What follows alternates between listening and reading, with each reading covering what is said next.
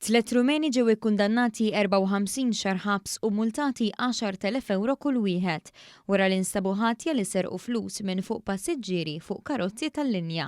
L-akkużati Teodor Dumitrescu ta' 55 sena, Vasilika Ionel Harabaġġu ta' 40 sena u Marjan Tenescu ta' 41 sena ammettew l-akkużi miġjuba kontrihom. Ir-Rumeni ġew mixlija li f'każijiet separati tul is-sajf li għadda serqu mingħand 5 passiġġieri waqt li kienu qed jivvjaġġaw fuq tal-linja. Huma ġew mixlija wkoll pasil ta' flus li assoċjaw ruhom ma' oħrajn biex iwettqu reat u li kellhom għandhom ħwejjeġ misruqa. Il-Maġistrat Donatella Frendo Dimek ordnat li s-somma ta' aktar minn 178,000 euro tiġi konfiskata mingħand l-akkużati.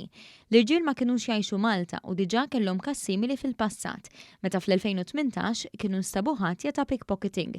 Ir-riżulta li l-akkużati kienu jduru diversi pajjiżi fl-Ewropa biex jisirqu u ġew arrestati mill-Pulizija Maltija wara ħidma mal-Europol u l-Interpol. L-azzjoni tal-Pulizija Maltija f'dan il-każ kisret ċirku ta' kriminalità internazzjonali.